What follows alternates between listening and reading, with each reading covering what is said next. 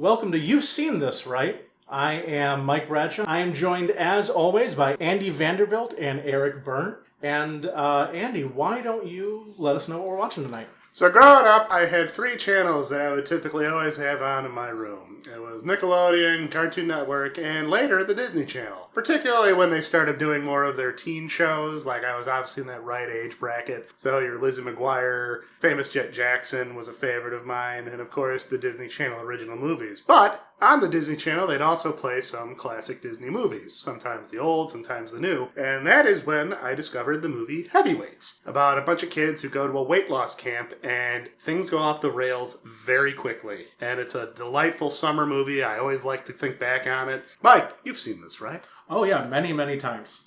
Eric, you've seen this, right? I have not seen Heavyweights, no. I know very, very little of it. I know Ben Stiller's in it. Yeah, he is.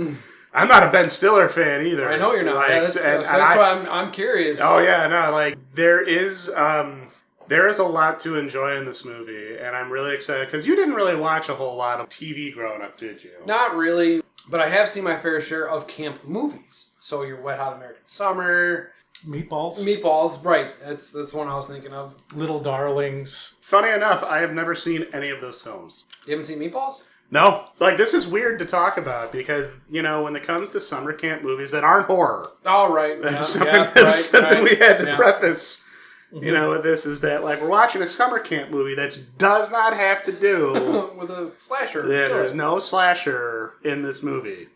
I mean, from a manner of speaking, there is some horror happening. Oh, it's absurd and it's wonderful. Yeah. I did not know you knew so little about the movie. Yeah. So is this like the Goonies? No. Oh, okay. No. That's one of the reasons I really like this movie, and I'm very excited to watch it. You know, when I think of, like, those kids' movies, kids' comedies, they don't age particularly well. You know, they're pretty much stuck in their time. Well, not even that, but the humor always feels like... I was thinking about this movie, because I remember seeing it in theaters, but Man of the House... Sure. With Jonathan Taylor Thomas. Yeah, Chevy Chase. Who I was convinced was Tim Allen. So that came out at the same time as Jungle to Jungle. Which I do remember watching a slight bit of. So that might have been it. But, like, that's not necessarily a camp movie, but I know they're doing, like, a Boy Scouts thing in it. But yeah. I remember checking out a clip of it, trying to remember, and the humor is like, we're winking at the audience. Like, we have to make sure... we have to make sure dumb kids know it's funny to laugh. So here's, like, you know... That's a cheap shot. Yeah, whereas Heavyweights kind of, like, this was a movie that a lot of people in high school, like, we'd always reference at some point, because it was one of those things, everyone saw it on Disney Channel, because it was one of those movies that they'd play along with, like, The Karate Kid Part 3. That's the Karate Kid movie I've seen the most, by the way, which is really weird. So when was the last time you've seen Heavyweights? A couple years ago, I decided to watch it during the pandemic, because I just wanted to watch something fun for a little bit and get away, and I think it was still a very delightful, fun movie. I think it's probably been 20 years. It's dated. Like, this movie was made in 95. Yeah. So there are some... I would say... Strong 90s I would say late 90s vibes. Not vibes, yeah. Late teens is probably the last time I saw it. Yeah, which is fair. I mean, this was just a movie that every time it would come up, people were like, oh yeah, I remember watching that. Actually, you know what? I can tell you. I watched it not long after watching Dodgeball the first time. There's a lot of DNA between them. Yeah, okay. Like, I've seen Dodgeball multiple times. I think we saw Dodgeball together. I think so. Maybe. I think we saw that. And I thought that was okay. Yeah, I enjoyed it. I'm not a big Vince Vaughn guy. Somewhere between 2002 and 2006, Dodgeball would have come out. Yeah, and funny enough, I'm going to draw a funny connection here. So Dodgeball featured, I believe, Lori Beth Taylor? I might be getting her last name wrong, from All That. Lori Beth Denmar. How did I fuck that up? But she's in Dodgeball in a brief cameo. In Heavyweights, another All That alumni plays a pretty major role, a young Kenan Thompson. Really? I think this was... He's in this? Oh, he's great in it. I mean, well, Kenan Thompson's like a consummate professional. Yeah. Even when he was a kid. We got the cinematic event possibly coming up next year of Kenan and Kel meet Frankenstein. Let me tell you something. I am so behind that. The fact that it's also, like, legitimately a remake of Abbott and Costello meet Frankenstein, I'm so freaking excited for that. Keenan and Kel being the millennial equivalent of Abbott and Costello feels so right to me. It is, yeah. Because I legitimately liked Keenan and Kel growing up. Like, I watched that show all the time. Sure. I watched all that all the time. It was so slapstick and funny. Oh, it was so dumb, and I loved it. I loved every minute of it. Okay, so you're talking about Nickelodeon stuff, right? Yeah, even though this is a Disney thing. But did you watch Salute Your Shorts? Yeah. I mean, that's a great example of this kind of camp show. Oh, yeah, there's a lot of DNA here. Now, you know what, though, since we're talking about camp movies, and this is one I think you've mentioned that I've never watched, I don't remember watching it all the way through, Camp Nowhere. Oh, yeah. Camp Nowhere came out around the same time Heavyweights did. See, and Camp Nowhere seemed like it was... It's with Christopher Lloyd. Well, and it seemed like that was more of a coming-of-age kind of story in a sense. It felt a little, not darker, but more like... kind of focusing on your disaffected teen. Edgier. Sure. Heavyweights is pure camp comedy. It right. is absolutely absurd. And let me tell you something. If you like Ben Stiller in Dodgeball, you're going to see where that character probably extended from. Like where the... Okay. His name is Tony Perkis. Okay. Mm-hmm. He's a good prototypical character for Ben Stiller. An over-the-top fitness guru. And that's all I'm going to say. Because I don't think over-the-top fitness guru really... summarizes. Well, that's what he was in Dodgeball. Yeah, but he was also kind of he was scummy. He's another level. Honestly, I think we just need to jump into the movie. Yeah, I think I could talk about this for a while. Enough. So yeah, let's get into it. Let's get into some heavyweights.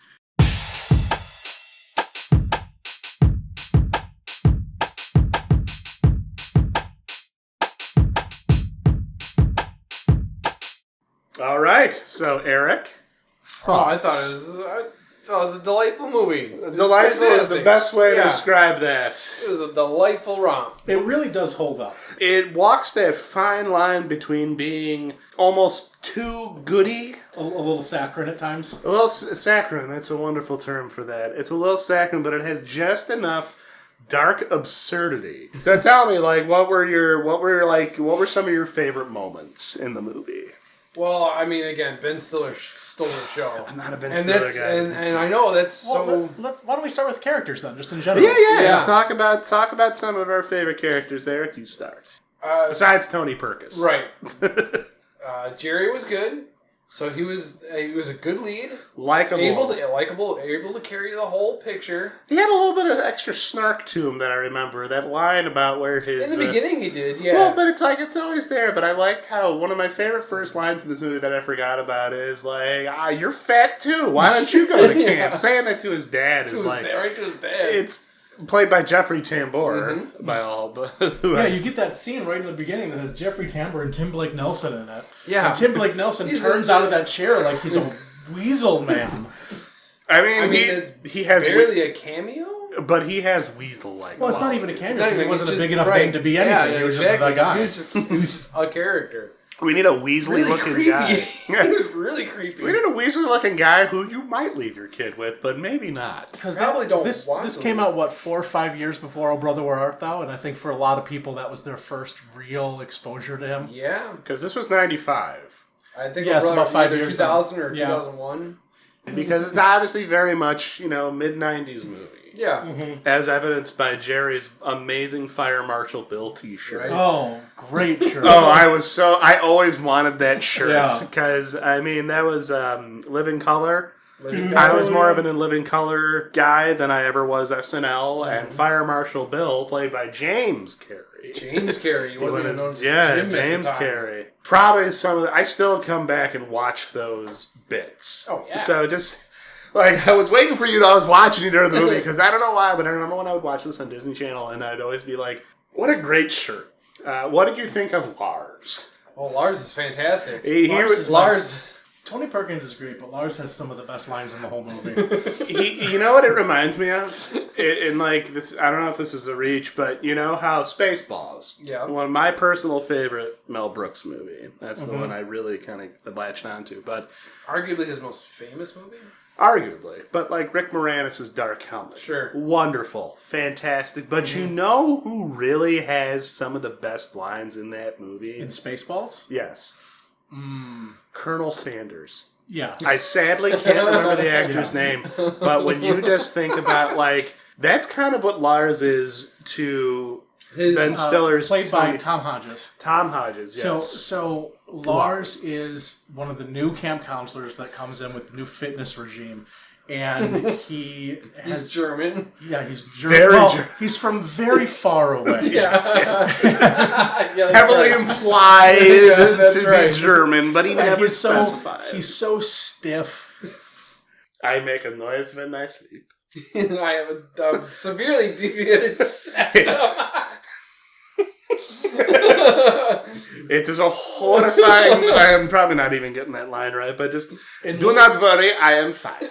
And says truly threatening things to the kids. Well, and I think something that I really appreciated about a lot of the performance, especially again with Ben Stiller and Todd Hodges as Lars, but even just Tom all Hodges. The kids too, Tom Hodges. The physical acting in this movie, and it's not a lot. There's slapstick in this movie. Is. But a lot of He doesn't rely on it. No, a lot of the way Lars moves, especially when he's dancing. Oh, when just every movement feels so robotically precise but awkward, and that's a feat. Like, there's a lot of fun full body comedy in this movie that doesn't rely on characters falling down. Right, yeah. It's just their presence. It's just their way movement. They walk. Yeah. When they're taking the before pictures of the kids and they're like mug shots, and then Keenan turns around and moons it, and he just yells at him, "You've broken my camera." My God, it's just like, even Lars has his character arc though, where he gives in. He's like, "I love you." Under threat of deportation. We don't need to get... To be fair, Lars did. Or bears. Like, I'm just gonna say this. I hate snoring. If I had to sleep in a cabin next to Lars, I'd threaten him. He has a severely deviated septum, and he makes disturbing noises while he sleeps. But do not worry, he is fine. I'm glad he's fine. I'm not. See, that's an example. They didn't have to put that in the movie, but it just makes his character. Yeah, he so delivers the lines so perfectly. The little things that he does. Yeah. It's why I think I like him more than Tony in terms of like a favorite character that does funny things the whole time. And he enhances Tony. He's kind of like the subtle... Do you have any idea how many times I've yelled the word buddy like that at a lake? Like, this movie, every time I come back to it, I'm always like, God dang, it ages like a fine wine. Because it's not like... There are a lot of fun... Like, I always liked... what's the one name? Kid Sims? The real tall, curly-haired kid who, again, he doesn't really say much in the movie. Doesn't have any lines. He has one line, and it's when he's calling for them to, like, hey, he's here. But his facial expressions are so Is that the kid at the very beginning where he's just waving his stick around? Yeah. I think so, and he always looks like the beginning. It cuts to him, and he's got like tears in his eye. Like, he doesn't talk. Again, comedy, and it's not slapstick. That is just it's just comedy. I mean, you're not relying on the. Well, you have everything with Ben Stiller. Yeah, oh my God. Well, the plot of the movie is so simple too. Oh, you've got this kid starts off at school, last day of school, goes home, and he's met by this salesman played by Tim Blake Nelson. Yes. His parents are sending him to fat camp, and he's not excited about it. No, he figures out it's a fat camp. As part of the pitch, right? Oh, and again, as far as facial expression, the reaction when he realizes what he's watching, the look of betrayal. Yeah. Just utter, just like he's bought in with the go-karts and the blob, and then he sees Tim, I believe that was, Pat, who was played by Tom McGowan. Tom McGowan. He sees him and just the look of just utter, like, wait a minute. Well, it's a fat camp. The camp is owned by Jerry Stiller and Ann Mira, who are Ben Stiller's parents. Yeah. And the comedy team for decades, right? And they work together, obviously, so well. And then to have the camp, it's fun. They're having a great time at the camp, and then they find out that they've lost everything, and they had to sell it, and it's bought by Ben Stiller's Tony Perkis, who is going to use the camp to make this infomercial that all of the kids are now in for his exercise system. And he is unhinged and a just horrific, terrible little man. I mean, there are definitely times where it feels like Ben Stiller's in his own movie. Unhinged isn't even the right... Every line he delivers is filled with so much underlying hostility and insanity. You're like equal parts laughing, but equal parts he might eat one of these kids just to prove a point. And uncomfortably And in some of the best shape oh god, I've ever seen. There are Ben Stiller so in. many moments where I'm like, God, Ben Stiller is really shredded in this. Like, it's almost like the Kylo Ren joke. Like, did you see what Ben Stiller looks like? He's got an 8-pack. He's totally shredded. And this was really early in his career. I mean, he was not an unknown at that point. No. But he wasn't a household name either. Right. So, like, I'm not a Ben Stiller guy. I've said that just because I really feel it's important because that's how much, like, I love him in this movie. Right. I mean, him playing such an unhinged... we keep using the word unhinged because I really can't think of a better way to describe Tony Perkis. You know, just like you see... And, again, facial expressions, the way you see him slowly crack as he deals with these kids throughout it. But, like, what was Ben Stiller's, like, when you say Ben Stiller, because my two things when I think of good Ben Stiller movies that I enjoy with him in it, there's 3. Okay. There's Heavyweights, Mystery Men. Mystery Men, sure. Now, granted, here's the thing with Mystery Men. This is after. Well, obviously, but my thing about Mystery Men is that also, like, Ben Stiller is not the best part of that movie. Third movie was Tropic Thunder. Those are, like, the 3. And that movie's okay. Yeah. It was fine It was fine for what it was. I enjoyed it when we saw it in theaters, mostly because the guy who thought he walked into the wrong movie because of the trailers. Yeah, right. But here nor there. But I'm not a big Ben Stiller guy. I tried watching Meet the Parents. I hated it. Like, I just was like, I don't like this. Or Something About Mary, same thing. Didn't get into it. So, by this point, he had been on the Ben Stiller show. I did not know he had a show. He had made the Happy movie Gilmore. Reality Bites. Happy Gilmore hadn't come out yet. Yeah, This Happy is before Gilmore. Happy This is Gilmore. before Happy Gilmore is like 96. Six. Okay. Oh, so it's the year This after. is before Happy Gilmore. This is before The Cable Guy, which was 96. Oh, There's boy. Something About Mary was 1998. Mystery Men was 99. There's Something About Mary was really his breakout. It role. was. That was where Breakout everyone. role, That's right? where I learned who Ben Stiller. But this really is was. this predates all of that. Oh, okay. Was he ever on SNL?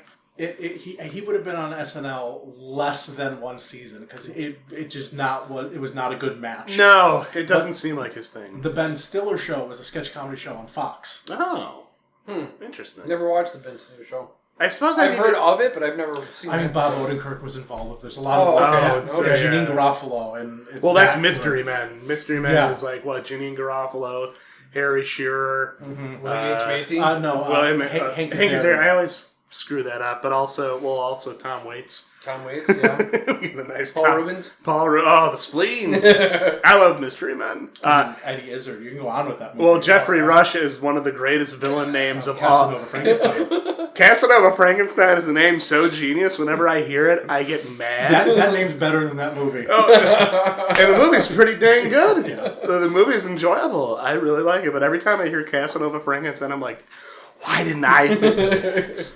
But going back to Heavyweights, No, I think that I would guess that probably more than half of Ben Stiller's lines were improvised. Oh god. I mean, I don't know how the smashing the glass and walking over it was not improvised. That would have to have been set up. Obviously, but it can't have been his idea to do it. They do such a good job of making him such a threatening buffoon.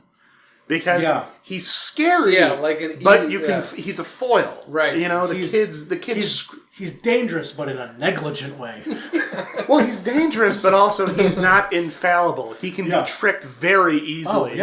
But also, you're dealing with what is essentially a ticking time bomb of parental issues, as we can gather from his dad, who was also played by Ben Stiller, Papa. Yeah. All right, do the hokey pokey, do it, don't hurt yourself. But just those weird little moments, because there's when they're on the nature hike, the hike of doom or whatever, where he's like walking away, and I forget what he mutters exactly, but it's clearly they hint at some real dark stuff. The scene when they're carting him away in the limousine. And while they're talking, it cuts back to him in the limousine, and he's got the windows The windows go down just to eye level. Just to eye level. It's so disturbingly funny because it's like, oh, there's something horribly psychological going on here. There's something deep going on. But in it's the head. really funny. So when they capture him and put him in the hole with an electrified gate, and he's being guarded by Nicholas. And it turns into like a Heart of Darkness kind of situation. Or Rambo. Like, just the way it ramps up the just horrific nature of his character. Go ahead, Nicholas. He disarms the trap and lures him in with a fake Hershey kiss. London Bridges is falling down. So that's why when we were talking earlier in the pre-show, we were talking about dodgeball. Mm-hmm. Yeah. It's 100%, this is a direct path into that character. Well, I saw a fan theory on the internet that I think his name was White Goodman in Dodgeball. Yeah. If I remember, but that is what happens after Tony Perkis gets himself back together. Well, and he escapes an institution, and he rebuilds his psyche. Rebuilds himself. His psyche is so fragile, he creates a whole other persona. I can see and that. it becomes the character from Dodgeball. Right. Because obviously, it's him doing that same. Yeah. What do you think you're talking about? Like, it's like almost like a Clint Eastwood with a dude bro. But also the idea of he's playing a fitness guru who used to be morbidly obese. 319 pounds or something? Yeah. I almost feel like that it may have just been a Ben Stiller character at one point that got incorporated into a movie and he's refining it further. I would not be surprised if that was the case. Lunch is canceled due to a lack of hustle. Due to a lack of hustle. Deal with it. Delivered with so much venom. Yeah. You know what it reminds me of? It reminds me of how, again, this might be a bit of a reach, but you've seen Willy Wonka and the Chocolate Factory, of course. right? Oh, yeah. One of the greatest movies of all time. But yeah. Gene Wilder in that movie, the way he delivers his lines is like, you can tell he's very sick of these children.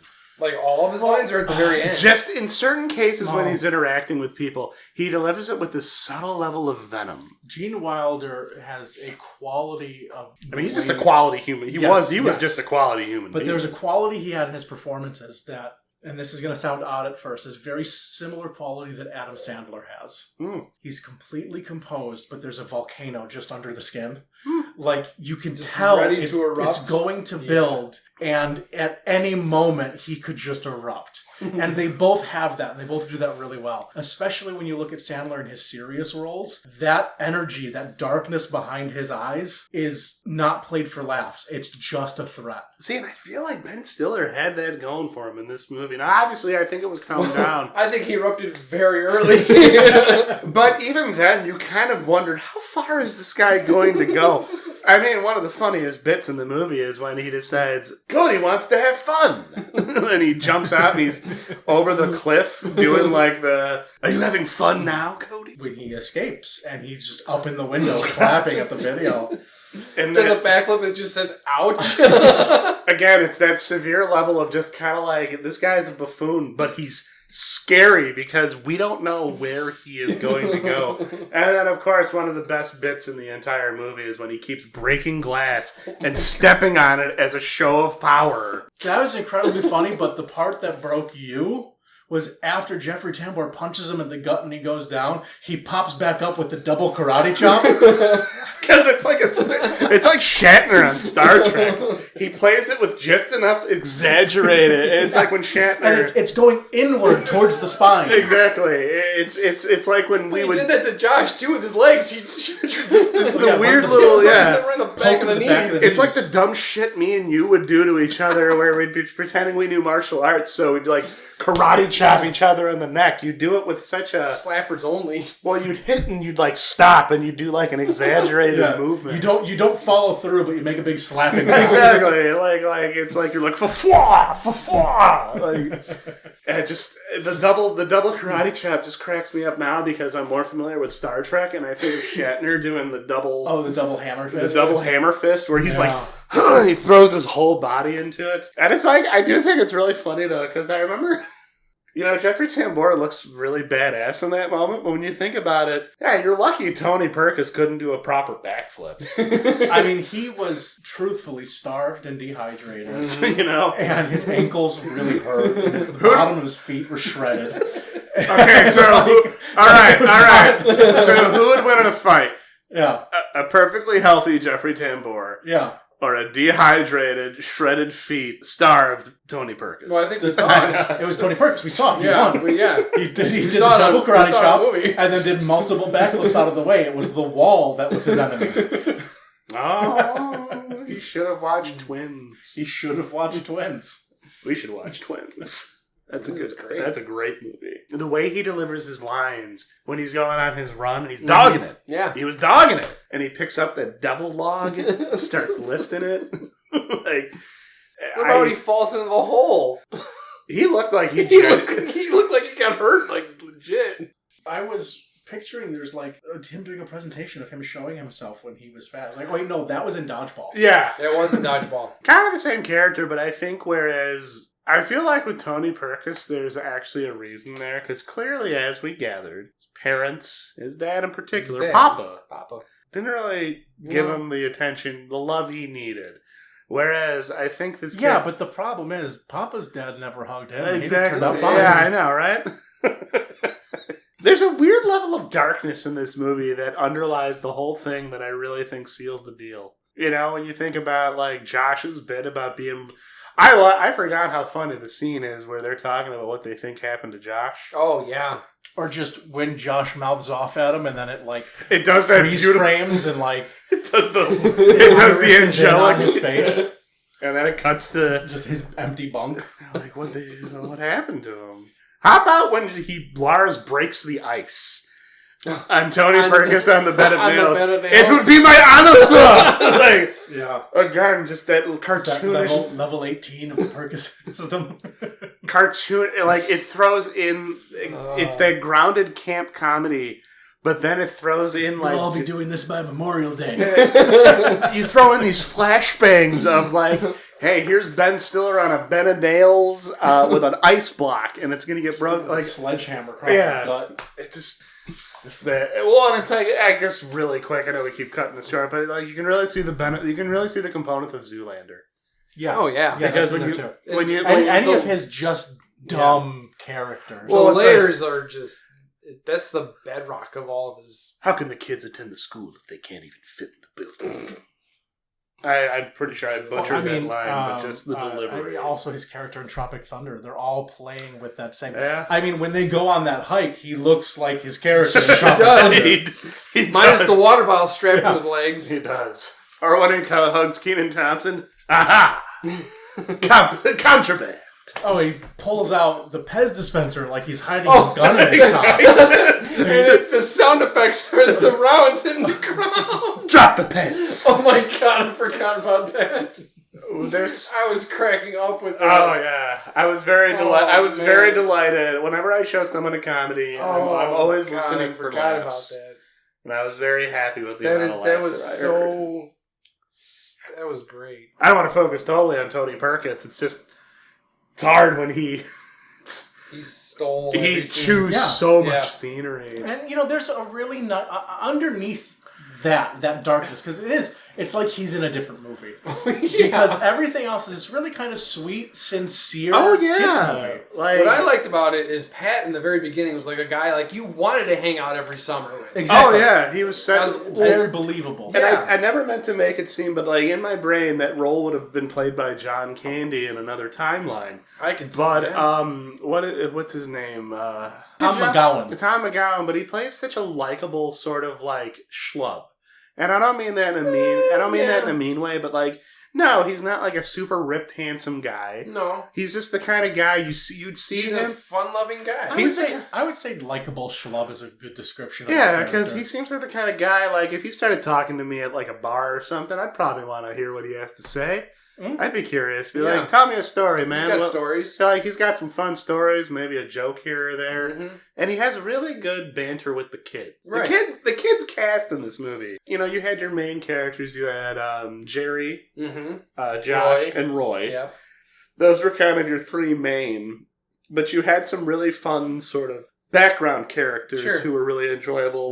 I'm trying to think, I have never seen a group of kids I probably have in, like, movies, but who feel like they would genuinely be friends. Yeah. Like, you can feel the camaraderie and exactly. the friendship.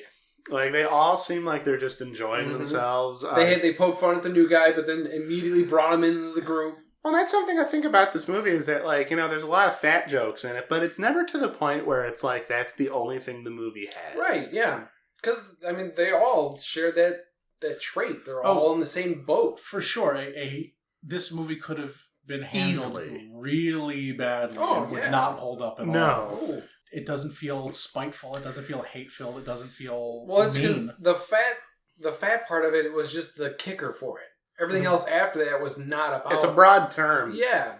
When you think about it, when you mention that, because who else do we have? Paul Feig. Yeah. Not a big Paul Feig fan. Me either. Personally, I never got into any of his movies. I tried watching Freaks and Geeks once, and I'll be honest, I hated it. But it was also because I really didn't need a show to remind me how much it sucks being in high school. Sure. Yeah. I kind of knew what that was like, being in high school. I was like, I don't need to know how awful it is to grow out of Halloween. But I will say, that was the first episode of Freaks and Geeks I saw, and I hated it. But I will say in this movie, he's a very delightful... he's the funny guy, you can almost say. He tries a little too hard, right? But that's part of his charm, I think. And I mean, his character is the one that he used to be fat, but he lost weight. Yeah. And now all the fat kids make fun of him for being too skinny. And he rolls with it. He has fun with it. The nurse, she has a very... I feel bad that I'm terrible with actors' names. But she's another one who had a lot of really good, facial gags. Like that one scene, I forget... I think it's at the dance where after Tony breaks up the fun, she just does the choking, pantomime. Mm-hmm. And the look on her face is so much anger. You could feel it. Oh, you could feel it. You could feel the tension. When you think about it, there's really only one woman in this movie. There is, yeah.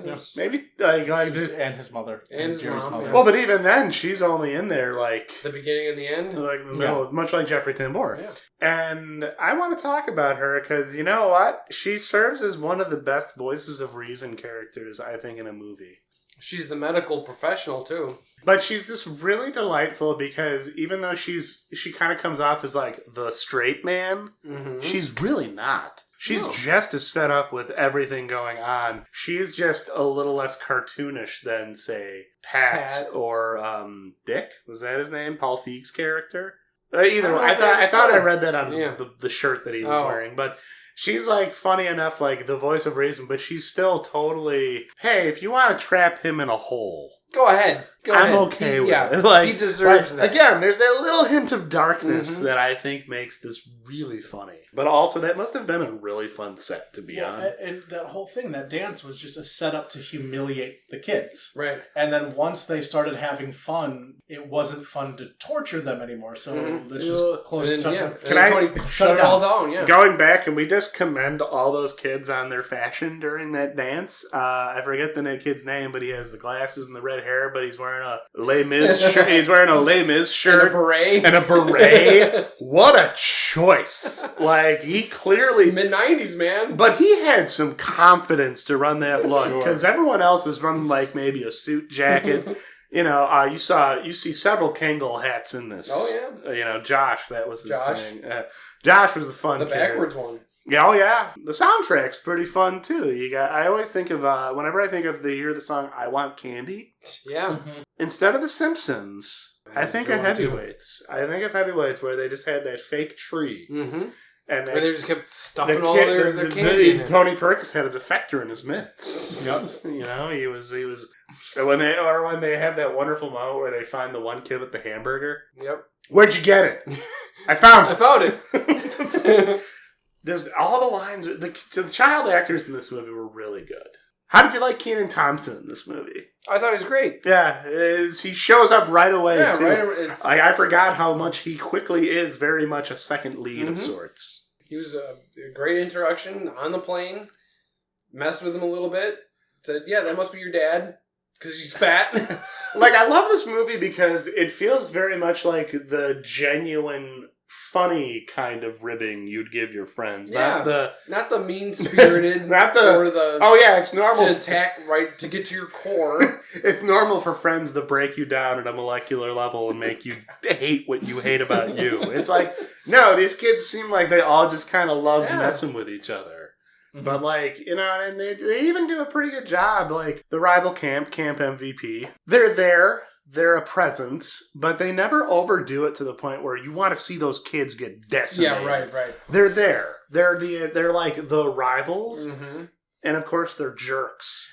This movie is, in a lot of ways, an almost cleaned up or sanitized version of Meatballs. I'm very curious to watch Meatballs also has that. There's the rich kid camp across the thing, and they have the contest at the end of the summer that they've got to do. It builds up to that. There's actually a great joke in an episode of Mr. Show that has to do with going into camps where they make this offhand comment about those damn rich fat kids across the lake are always they beat us every summer. I mean, every camp movie's got to have someone across the lake. Well, there always has to be a competition or a big event. Big event that wins everything. Like if it's a horror, if it's a horror movie, it's usually like a hike or a canoe trip that goes wrong.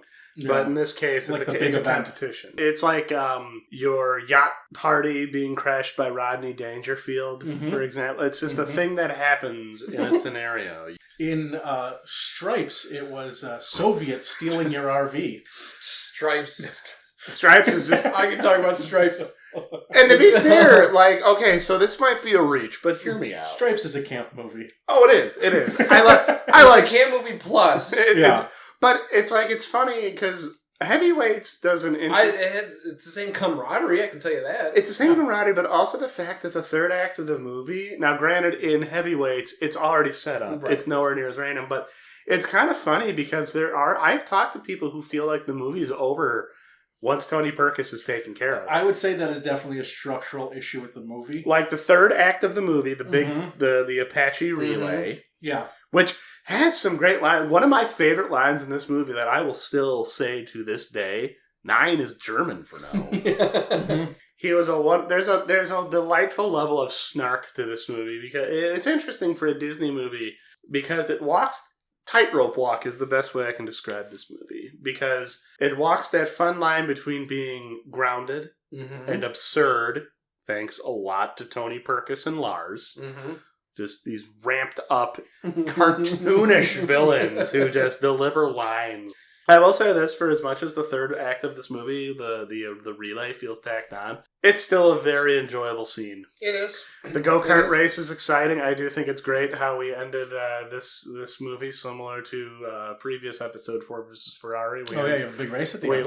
We end on a big, exciting race. With dangerous race at the end. Big, dangerous race with some real cool angles and some very intense shots. Blue versus red. Oh my god, it's coming together, guys. The architect. Truthfully, the one thing that Ford v Ferrari did not have in it was during the Hall of Intelligence. I would say during that big race at the end, it didn't have a German man dressed as Andy Warhol. I mean, good on Nicholas. I like that little kid. Yeah. I like that little guy. And I'll be honest, he had to name 5 U.S. vice presidents. He did not pick the 5 I would have. I would.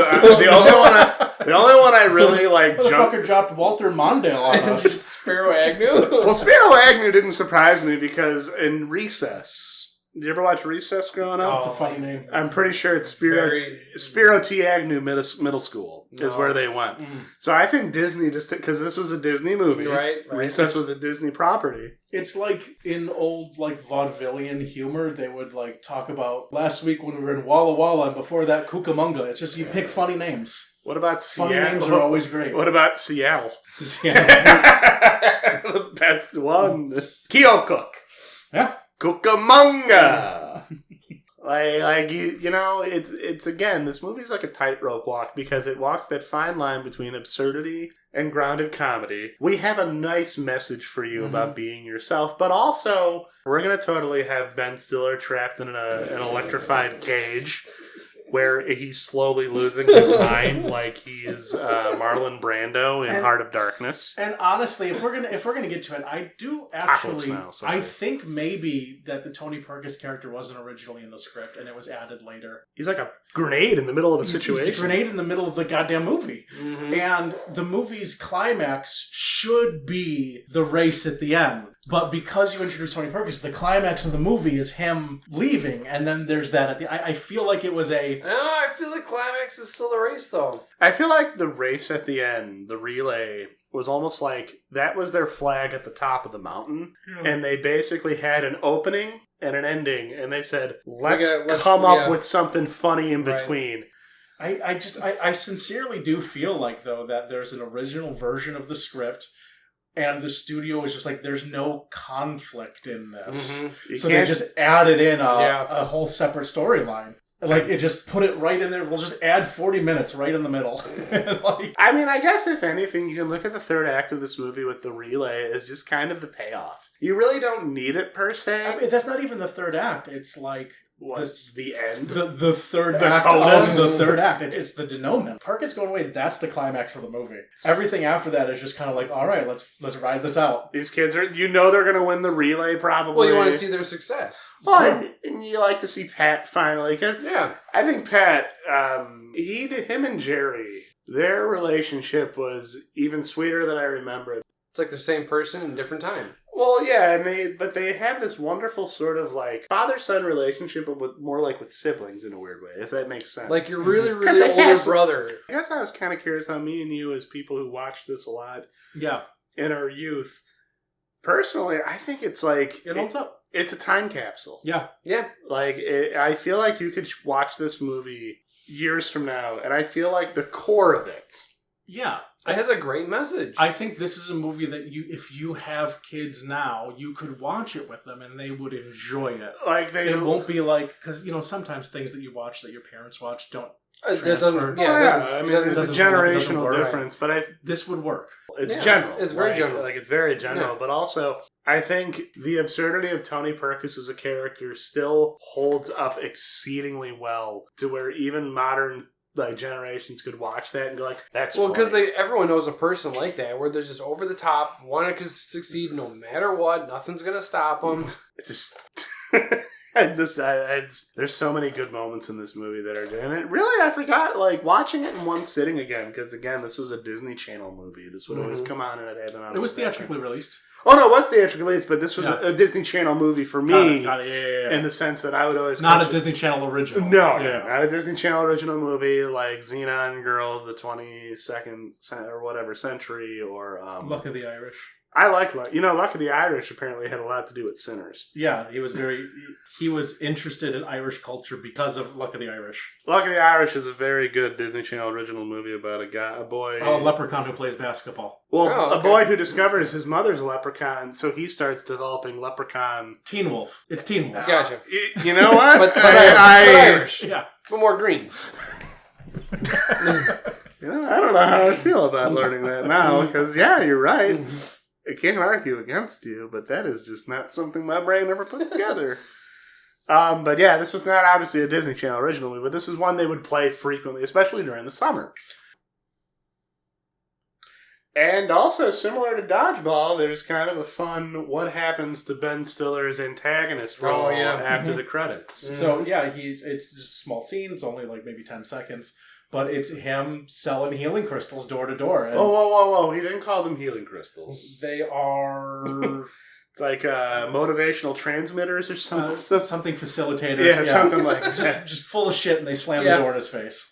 Well, Eric, I'm very happy you enjoyed it. Highly enjoyed it. Yes. Glad I got to see it. Would you watch this one again? Absolutely. Yeah, it's... Will you be embracing the Tony Perkis lifestyle? No, I will not.